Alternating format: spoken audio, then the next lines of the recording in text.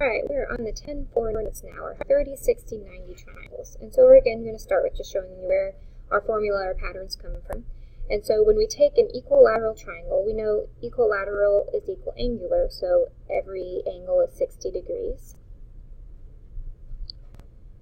Because that's the 180 divided by 3 equals 60. And equilateral means all of them are the same.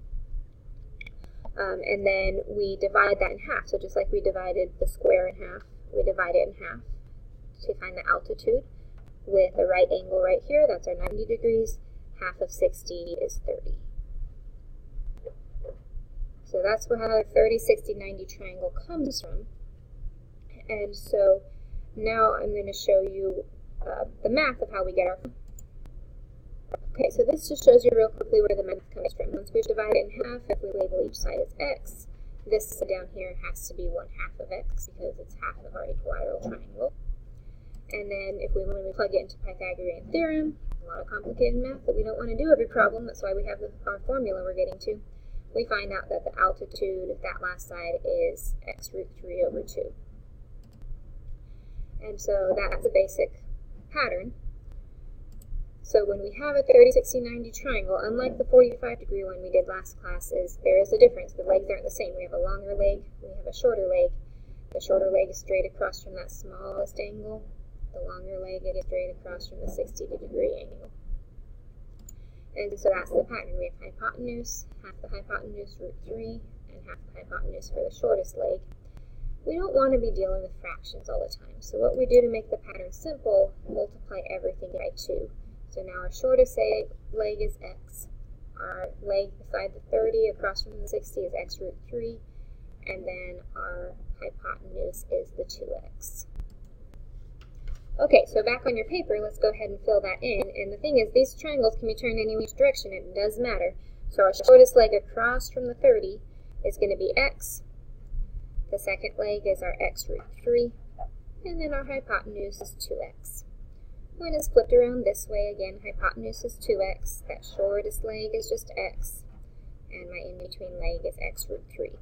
So as you're working these problems, the only hard part is just do double check, make sure you've labeled your sides correctly.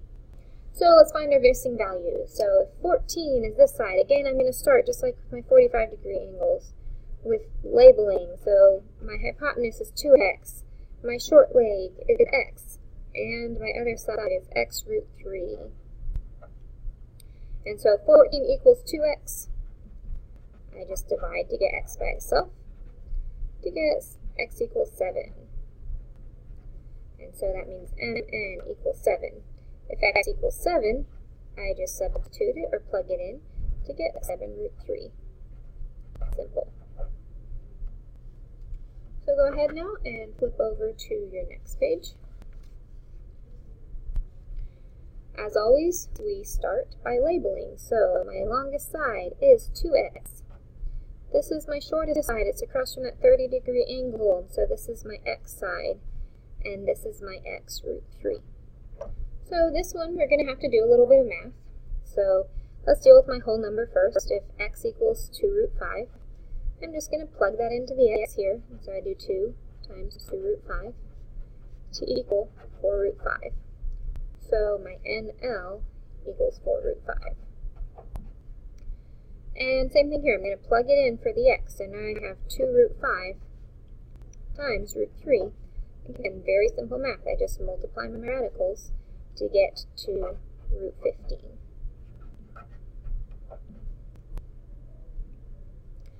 And we're done. Neither of those can simplify, so we are finished. Next one. Stop and think. See if you can label your triangle. Hopefully you recognize 2x. My shortest side is x. This is my x root 3 side with the equal sign. So again, I have to do the math. This one I'm going to have to divide to get x by itself. So x root 3 equals 8. Divide by root 3 to get x by itself. Those do not divide. One's a radical and one's a whole number. So I multiply by root 3 over root 3 to simplify. That gives me 8 root 3 over 3. And there's no way to simplify that. But that is my answer for x, so mn is 8 root 3 over 3. And so if that equals 8 root 3 over 3, I just plug that in here. And so I do 2 times 8 root 3 over 3. And remember, 2 can be written as 2 over 1, so when I multiply, I just multiply straight across the top to get 16 root 3 over 3. Even though it looks complicated, that's simple math. I'm just multiplying my whole numbers. So 16 root 3 over 3. And I am finished. Alright, and on to the last problem. This one's turned completely around. My hypotenuse is on the bottom here, so that is my 2x. Straight across from that right angle. My shortest side across from that smallest angle is my x, and then across from the 30 is x root 3. Easy math this time. I divided by 2 to get x just equals 2 root 3. So that would be my mn side is 2 root 3. I'll write it here also.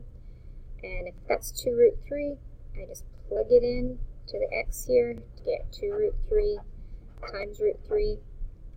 And by now you should recognize multiplying a square root by itself just makes a whole number. So that simplifies to 2 times 3, which gives me whole number 6.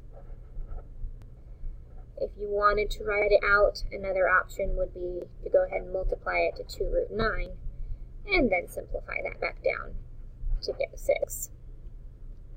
So that is the end of our 3690 note.